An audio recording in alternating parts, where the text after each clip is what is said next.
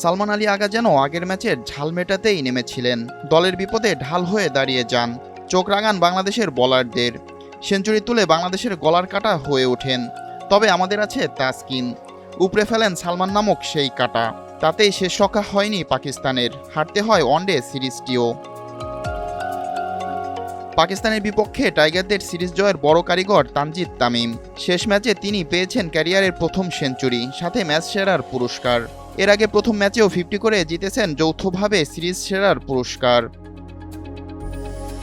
তামিমের সাথে বাজিমাত করেন গতির তারকা নাহিদ রানাও। প্রথম ম্যাচে 5 উইকেট নিয়ে সিরিজ জুড়ে করেন দারুণ বোলিং। তাতেই সিরিজ সেরার পুরস্কারে ভাগ বসান এই গতি দানব। আরএফএল চেয়ার, ক্ষমতার নয়, সমতার চেয়ার। 3 ম্যাচ সিরিজের শেষ ওয়ানডেতে রোববার 15 মার্চ পাকিস্তানের মুখোমুখি হয় বাংলাদেশ। মিরপুর শেরেবাংলা জাতীয় স্টেডিয়ামে টস হেরে ব্যাটিংয়ে নেমে 50 ওভারে 5 উইকেটে টাইগারদের সংগ্রহ দাঁড়ায় 290 রান। জবাবে ব্যাট করতে নেমে 279 রানে থেমে যায় পাকিস্তান।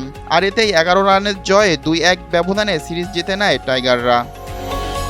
বিপ্লব শেখ, এনটিভি অনলাইন।